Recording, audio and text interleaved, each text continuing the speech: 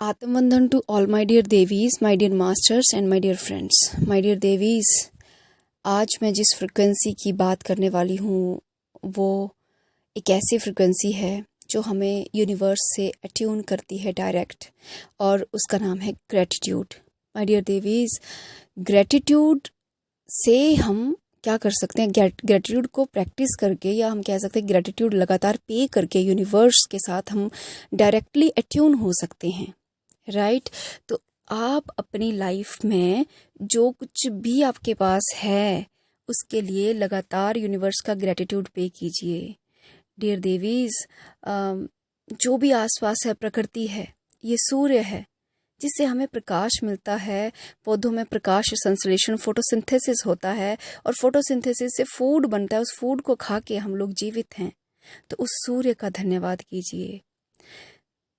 इस पृथ्वी पे यदि मिट्टी ना हो तो कोई भी पेड़ उग नहीं पाएगा, पेड़ उगेगा नहीं तो फल, सब्जियां, भोजन इत्यादि हमें कहाँ से मिलेगा? हम जीवित नहीं रहेंगे।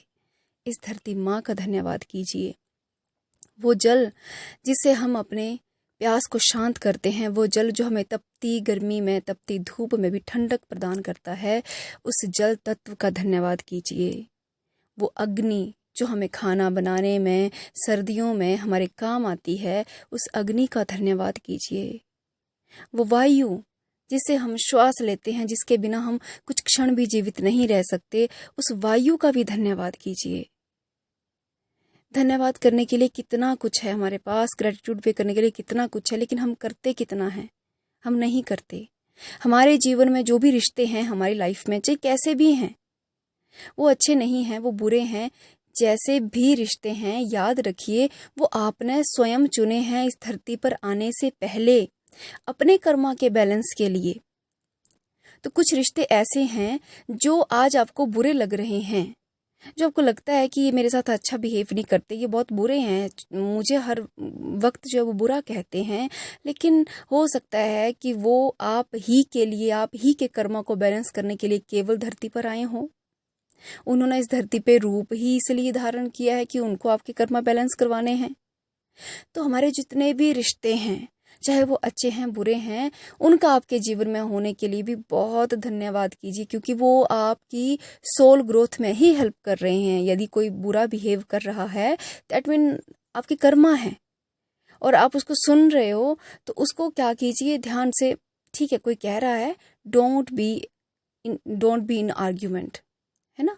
ये मैंने पहले कहा है कि आर्ग्यूमेंट नहीं करना, एनर्जी नहीं देनी उसको, बस यू कैन लिसन।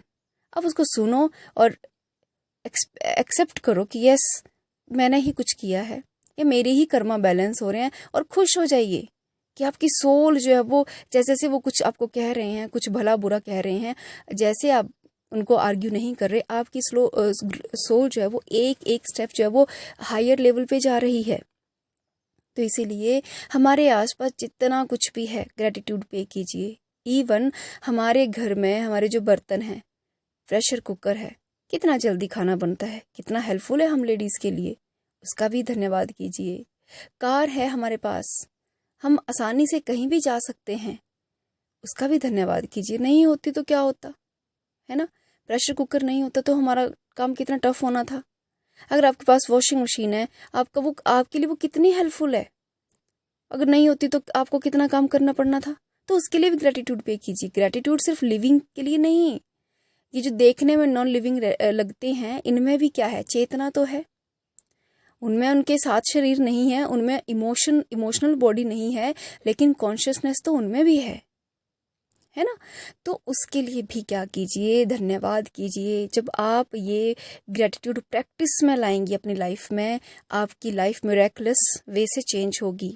कोई आपके साथ भला करता है, कोई बुरा करता है, सबको धन्यवाद कीजिए। कोई आपको कुछ सिखा रहा है, उसका धन्यवाद कीजिए। कोई बहुत सुंदर चीज़ आपके सामने है तो उसका भी धन्यवाद कीजिए।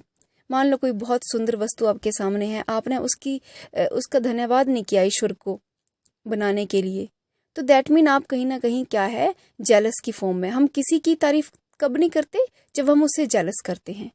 याद रखिए, हम किसी की तारीफ तब नहीं करते जब हम उससे क्या करते हैं, जेलस करते हैं। तो जेलस को हटाना है, ग्रेटिट्यूड को लेके आना है, राइट?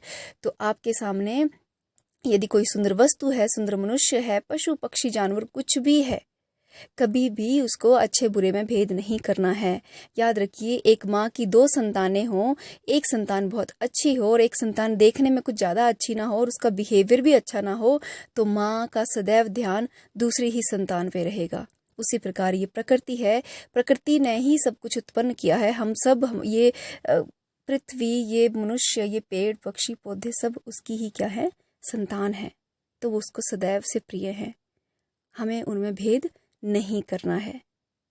ठीक है जी। सो आज से ही ग्रैटिट्यूड की प्रैक्टिस कीजिए और यूनिवर्सल फ्रीक्वेंसी के साथ अलाइन हो जाइए। Thank you so much.